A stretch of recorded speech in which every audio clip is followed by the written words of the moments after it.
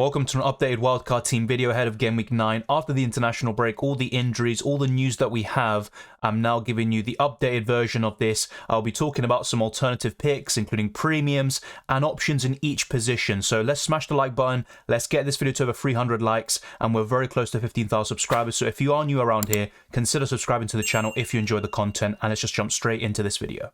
It won't surprise any of you to see Nick Pope in this video once again. He has featured in the last few Wildcard Team videos, but you don't have to go for him. There are some alternative picks, especially if you need the extra money, and my bet and my suggestion would be Gaeta in that case. But I think there is a golfing class between the two, and it's worth paying the extra for Nick Pope. Despite Newcastle maybe not keeping that many clean sheets over the next few weeks, despite the fixtures, I think they are maybe deceptively good, and they could concede some goals there. But Nick Pope has the high ceiling because of the saves, because of the bonus points. He didn't play too well for England during the Nations League and the double-header they had during the international break, but I still think he's a fine option, and you don't have to go for Ward. You can go for Iverson, especially if you need the extra 0.1 million, and Begovic is another good one, but Pickford could be back as soon as Game Week 9 or 10, so he's not going to be a long-term solution in terms of a second goalkeeper who's 4 million. Otherwise, I would recommend Begovic. I think it's a substantially better option than the Leicester goalkeepers, but I would go for this goalkeeper pairing. You could also go for Gaeta. Robert Sanchez is still a really good option. Dean Henderson isn't too shabby either, but I don't trust Nottingham Forest defensively, and he was actually a sell in the transfer tips video, so be sure to check that video out. You've also got a few alternatives that could come good, but Ramsdale has the blank in Game Week 12. I can't really suggest him too much, and Mendy is 4.9 million with some good long-term fixtures, but really don't overcomplicate it. I would go for Nick Pope or Gaeta in goal. This is an interesting one because Trent Alexander-Arnold, I think, is still a great option, but he is 7.4 million and he hasn't been showing his class up until this point in this season. I think he will, but over the next 3 game weeks, Liverpool have some really tough fixtures, especially from a defensive point of view. So I would go for something like this. I will be showing you some alterations and different drafts where there are going to be some differences in some of these positions, but ultimately, I would go for Joao Cancelo as your premium defender. I think if you had to pick between Cancelo and Trent, it has to be Cancelo right now. City have a much better defence, they're in better form. Cancelo is getting more points through the bonus points, so he's kind of a bonus points machine, to be fair, and he can get those assists, whether it's fantasy or real assists. He still gets the points either way, and I would go for him. And I've also gone for Reece James and Trippier, as I have done with all of my recent Wildcard Team videos, but I think if you were looking at someone like Trent, the one I'd be most open to selling or getting rid of to fund that Trent Alexander-Arnold move would probably be Trippier, because you already have Nick Pope in goal, and Reece James has good long-term fixtures. You've also got Cancelo, who I don't want to displace anyway, even for Trent. So really it's down to James or Trippier, and I probably would rather get rid of Trippier, but that's definitely up for debate. Trippier's cheaper, he's getting more points, and Newcastle are looking pretty decent, despite only having 1 victory this season. And then we have the 2 other defenders which have changed from the last video. I've gone for Mark Gay instead of Anderson, and if they were the same price, I would favour Anderson. I think he's a bit better for the bonus points, and he's got a bit more attacking threat. If you compare the underlying numbers for both, it's quite similar. They both have 2 shots, and they are similar in some metrics, but Anderson has higher quality chances up until this point. He has scored as well against Manchester City, where he had that really good celebration. But Mark Gay is 4.3 million, and for that 0.2 million, it can go a really long way in terms of boosting other areas. It could be the difference from going from Gaeta to Nick Pope, for example, or getting Salah or Trent into your team. So I would go for Mark Gay. And Soufal, I'm a bit conflicted about, because when Ben Johnson returns, I think Soufal might be a bit of a rotation risk, and ideally I would go for Saliba, but we have to think about the Game Week 12 blank, and as a result, I would look to bring in Saliba, perhaps for Soufal in Game Week 13, but right now, I think it just makes sense to go for Soufal, who you could even start in Game Week 9, and he's a decent bench option who can come in when needed. So I would go for this back 5, but I do recognise that the likes of Saliba and Trent would be really good long-term options, but maybe there are better picks after Game Week 12. Throughout this video, you'll realise the players that I wouldn't call essential, but the ones that I would most likely have on a wildcard. There's going to be a few players that are interchangeable, but others won't be as much, if you catch my drift. Martinelli is someone who, as much as he's probably the best option at his price and below, because of the Game Week 12 blank and the upcoming fixtures, especially the next 2, which are really tough, I don't think you necessarily need to have Martinelli, but if you've had him from the beginning of the season, you've got a lot of value tied up in him, and it'll be difficult to bring him back in. That makes things a bit more tricky, and I can understand your perspective, and I would maybe be inclined to keep him, but you don't necessarily have to. Rashford is currently injured, but he could be back as soon as game week 9, and despite some tough fixtures for Man United, I think Rashford could do really well in those games on the counter-attack against the high lines, against teams such as Manchester City, and he could actually outperform the other games where he faces the likes of Everton. He could actually do better in the matches against City, which seem tougher on paper. So it's not an easy answer. You've also got Pascal Gross, Trossard, a few other Brighton midfielders like McAllister, and there's always going to be a different option here or there like Sinisterra, who also looks pretty promising, Ward-Prowse. There's so many to list, but in terms of real quality options at that price and below, you're really looking at Martinelli or Rashford. So take your pick there. I would favour Martinelli slightly, but it's really close, and I think the Game Week 12 blank might make you opt for Rashford instead, and that's completely fine. The two midfielders that I definitely have on a wildcard though are Zaha and Maddison.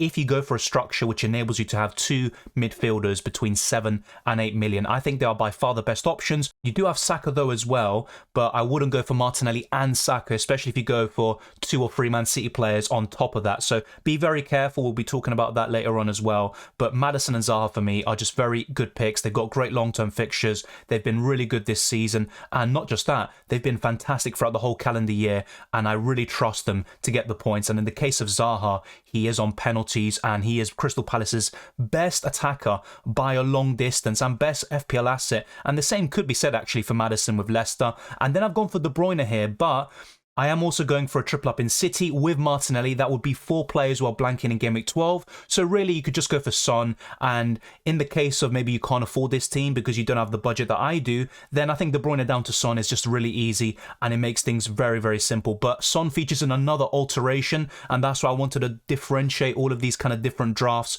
and then have you lot pick in the comment section down below. But really, I do prefer De Bruyne for the next 3 or 4 game weeks, and then you can move to Mohamed Salah in Game Week 12 or Game Week 13. But really, you have Heung-min Son, who you could keep up until Game Week 17. And as much as Kevin De Bruyne is a worthwhile hold up until the World Cup, he does have that blank in Game Week 12, and it's really tricky to bench a player like him and Haaland. You've got 2 premiums there really sitting on your bench. So I would recommend getting rid of De Bruyne by the time Game Week 12 arrives, but you could just go for someone else from the get-go on the wild card, and most likely you're looking at Salah, Son, or Raheem Sterling potentially, and maybe you can go for an 8 million midfielder like Saka and then go for a striker like Harry Kane, for example. And with Saka, he's a bit easier to bench because he's only 7.8, 7.9 million. And Andres Pereira is our 4.5 million midfielder. He is 4.6 million to be fair, but if you had him from the beginning, he's 4.5. And I don't see anyone else who's better. There is Leon Bailey as well, who's 4.7, but I would just favour Pereira, and he's a bit cheaper. So those are my thoughts in terms of the best midfield. Really, the only things that you could possibly look to change are Rashford instead of Martinelli, and maybe go for Saka instead of De Bruyne and go for a premium striker, or go for Son from the get-go in Game Week 9. The 2 major changes really to this team are found in the defence. The rest is the exact same. I've gone for Tony, Mitrovic and Haaland up front, and I think this offers you the best value, but I would highly recommend considering the possibility at least of going for Solanke instead of Tony, if that also enables you to go for someone like Trent or Salah, whether it's now in Game Week 9 or in the weeks to come. Having that money in the bank or having that flexibility could be really important. And with the fixtures that Bournemouth have, Solanke could actually do a really good job. And remember, he's only 5.7 million. You don't have to start him every single week. And you also have the depth with this squad to cover with the likes of Gay, Soufal, and sometimes Andres Pereira could even come in. And the rest would be kind of shoe-ins for most of the weeks. And in Game Week 12, when that time arrives, you'd probably do De Bruyne to Son or to Salah, who would probably be an even better option between Game Weeks 12 to 17, although that's certainly up for debate. And you have 3 players to bench in Cancelo, Martinelli and Haaland, and you can then just bring them back into your squad in Game Week 13. So I think this team is pretty well set. In terms of the captaincy, it's probably going to be Haaland. Let's not even sugarcoat that. You've also got Heung-min Son potentially if you go for him instead of De Bruyne. And really, the only other captaincy options that I would consider in Game Week 9 is probably Harry Kane, because he has such a great record against Arsenal. But we're going to talk about that in the other alterations, which I'm going to show you right now, which will be quite different to this. And I want to see your thoughts down in the comment section below. Do you prefer this team, which costs 101.3 million for me, or the next 2 teams, which actually cost 0.1 million more with each edition that we show? For those of you that are set on a 2 premium forward draft with Harry Kane and Haaland, which is completely fair enough, I would go for something like this. So the key differences really is Rashford in for Martinelli, I'm going for Saka instead of De Bruyne, and Harry Kane instead of Ivan Toney. So 3 changes, and a few other things I want to mention is Mark Gay, for example. If you have the extra money and you think it's worth the extra 0.2 million, I would possibly go for Anderson. I think he is a better option, but you also have to factor in the extra 0.2 million, what your budget allows, and what other moves are you planning in the future, because you also have to think potentially on getting the likes of Salah and also Trent Alexander-Arnold back in your teams, because I still think they will offer good value once Liverpool click, and they've already showed signs of improvement, and I think they can do a really good job against Brighton. Maybe against Man City and Arsenal they could struggle a little bit more, as they tend to do, because obviously they are still one of the best teams in the country, as they have demonstrated in the last few years, but they have been struggling this season. We don't know what Liverpool side we're going to get, but I think they will start improving from now, and maybe you could get ahead of the curve by getting these Liverpool assets very early on. And actually with this team, I would heavily consider captaining Harry Kane instead of Haaland, but I still think I would end up going for Erling Haaland. And I will talk about this in the team selection video in terms of which kind of draft I'm leaning towards, this team or the first one. Remember, this costs actually 101.4 million. The first team cost 101.3 million. If you can't afford it, you can also make some compromises. Go for Gaeta instead of Nick Pope. You can also go for a 4 million defender or 4.1 million, such as Nico Williams. I would have said Patterson, but he is out for 4 to 5 weeks, which is a big shame. And remember, the big one is going for someone like Solanke in the forward line and then change things accordingly. But I really like this team as well, and I'm heavily considering going for something like this instead of the first team, but that's something I have to mull over before the Game Week 9 deadline. The final team is with a Liverpool player here from the get-go, and that's Trent Alexander-Arnold in for Trippier, and Solanke would be here instead of Ivan Toney and Harry Kane up front, and Heung-min Son is there in the midfield instead of Saka. We've got Martinelli back from the first draft, and this is another one that looks really good, and this costs 101.5 million, so it's the most expensive of the lot, but all of them are identical, as you can see. It's only 3 or 4 key changes between each one, and you don't have to go for something exactly like this. Despite West Ham having really good defensive underlying numbers, they haven't been getting the clean sheets or the points, and Soufal could be a rotation risk, so he's not a set and forget option, and honestly, I would rather go for Saliba. So if you go without any Arsenal midfielders or attackers, and let's say you have a lot of value tied up in Saliba, you can keep him and then easily bench him in Game Week 12, and then have him between Game Weeks 13 and 17, which is when I'm looking to bring him in. So it all depends on your team situation, how much value you have tied into certain players, but I would be very careful with Man City and Arsenal. Try not to have more than 4, I would recommend on the wild card. 4 is the absolute limit. You can have De Bruyne, then get rid of him in Game Week 12, that's fine enough. And Cancelo and Haaland you would want to keep anyway, and you might suffer a bit in Game Week 12, but it's still worth it because they're such great long-term options. And Martinelli, for example, and Saliba are probably the best options at their price and below, so they are also worth keeping, but try not to have too many of these players. More than 4 is way too much, and that's why someone like De Bruyne, as much as he's the best premium midfielder at the moment, you don't need to have him in Game Week 12. You're just adding a further headache. So let me know which team you prefer from these 3 that I've shown you. I think there's an argument for each single one of these drafts, and to be honest, you can do a really good job with any of these teams and they'll probably all score a similar amount of points. But as you can tell, the likes of Pope is quite nailed on in terms of my best wildcard team, but you don't have to go for that, and it also depends on your budget. Remember, you can go for Gaeta instead. The likes of James, Trippier / Trent Alexander-Arnold and Cancelo are also fairly locked in, and a Crystal Palace defender. So whether you go for Gaeta in goal or not, you know, that also will have an impact. I wouldn't double up on Crystal Palace defensively. I would just have Zaha and then either Anderson or Gay, or go for Gaeta in goal. That's the way I'd go about it. And then it's kind of a budget defender like Soufal, or there's even Tarkowski as well, who could be a decent replacement for the likes of Patterson, who would have been probably a lock in terms of my wildcard team. But of course, he is injured, as I said earlier. And then in the midfield, it's either Martinelli or Rashford really fighting for that spot. And then Zaha, Maddison,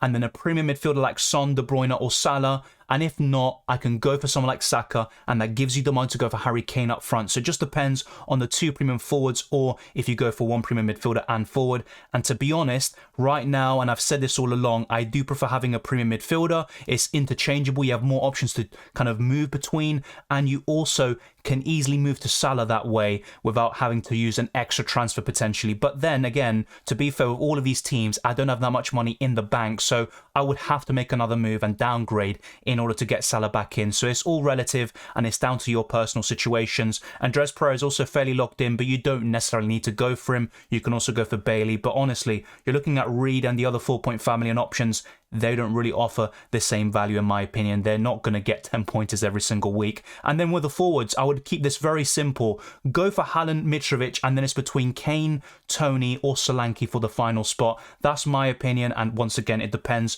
on what structure you go for. So let me know your thoughts on all the teams shown in this video and what you're looking to go to. And even if you're not wildcarding this week, you can use this video in terms of some ideas for your transfers in the weeks to come. But thank you very much for watching. If you enjoyed this video or found it useful, be sure to smash the like button and subscribe for new. Let's get this video to over 300 likes, and we're very close to 15,000 subscribers, and I very much appreciate all your support. You can follow me on Twitter and Instagram, DylanRCM, and also check the links in the description below, including the Patreon, the channel memberships, and all that good stuff like the Discord server and the FPL League. Thank you to everyone who's joined, all the channel members who are supporting this channel even further. Thank you very much, and I wish you all the best of luck for Gameweek 9 and the rest of the season, and I'll see you next time.